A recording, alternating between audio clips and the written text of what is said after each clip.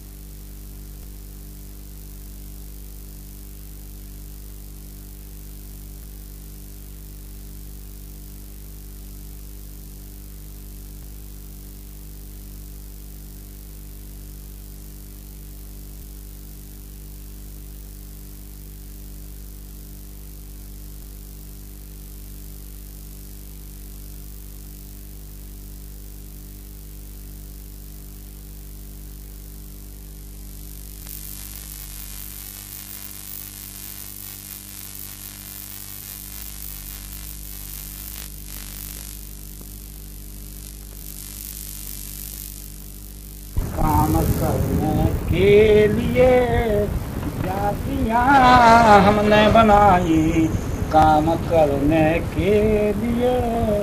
ये नहीं है दूसरों का मान हरने के लिए। तो जिस तरह मर्जी हमारी, जिस तरह मर्जी हमारी, उस तरह रचना करें। जिस तरह मर्जी हमारी, उस तरह रचना करें। जात जीने के लिए है न मरने के लिए। जात जीने के लिए है न मरने के लिए। जातियां हमने बनाई काम करने के।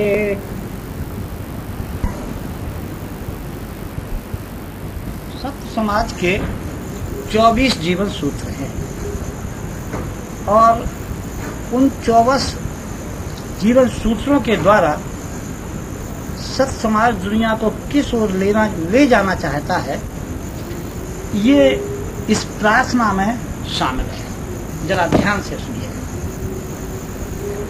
बना दे एक नया संसार, करा दे स्वर्ग मोक्ष अवतार। हो विवेक हो धर्म समन्वय, जाति पाति हो नास्ट। नर नारी संभावी सब हो, रहे न हिंसा कास्ट। सत्य वचन ईमानशील हो, दुर्व्यसनों की हार। बना दे एक नया संसार, करा दे स्वर्ग मोक्ष अवतार। मेहनत की रोटी खाएं सब, रखें श्रम का ध्यान। अति संग्रह अति भोग नहीं हो सब ही बलवान। हो स्वतंत्र गौरवशाली सब, पाले शिष्टाचार। बना दे एक नया संसार, करा दे स्वर्ग मोक्ष अवतार। भाग्य की न परवाह जहाँ हो, चले यत्न की राह। कलयुग की न निराशा मन में, हो विकास की चाह। सेवा भावी योग्य बनी हो, सत्य भक्त सरकार। बना दे एक नया संसार, करा दे स्वर्ग मोक्ष अवतार। पशु बल की गर्जना नहीं हो युद्धों का अंत। भौतिक सुख साधन असीम हो, फिर भी हो सब संत। मानव की मानव भाषा हो, लिपि भी एक प्रकार। बना दे एक नया संसार, करा दे स्वर्ग मोक्ष अवतार। सब देशों का एक देश हो, एक सभी का राज। सब जग में हो कौटुंबिकता, मानव सत्य समाज। बने कर्म योगी जग सारा, हो संसार ससार। बना दे एक नया संसार, करा दे स्वर्ग मोक्ष अवतार। मेरे जीवन की कुछ कल्पनाएं थी और कुछ ऐसा लगता है कि मेरी सभी कल्पनाएं साकार ही हुई। जब से मैंने जीवन संभाला